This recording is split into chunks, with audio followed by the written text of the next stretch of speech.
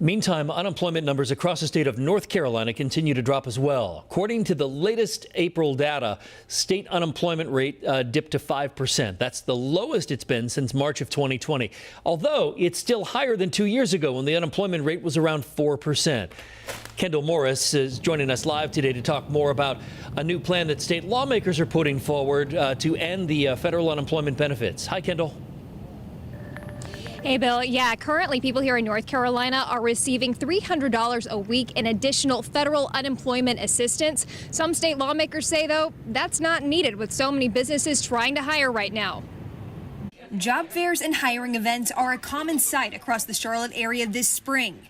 Businesses voicing the same message. We just can't find employees fast enough. Things are going great. If we had enough employees, it would be going even better. But employees have been harder to find as businesses return to normal operations. Some state lawmakers have a theory as to why. Right now, we have a system in place that is essentially incentivizing not working. That is not right. The North Carolina House passed the Putting North Carolina Back to Work Act Thursday, seeking to put an early end to the $300 a week in federal unemployment benefits claimants are currently receiving. A lot of these businesses are not able to find folks to work.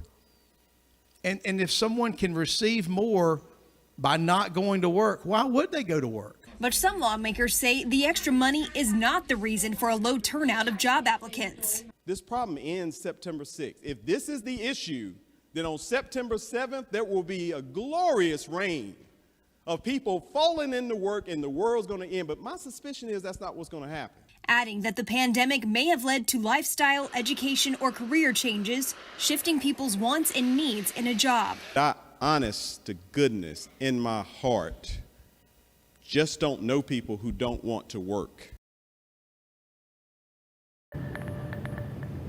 And this bill now goes to the state Senate. If it is signed into law, it would take effect 30 days later. Live in Uptown, Kendall Morris, WCNC Charlotte.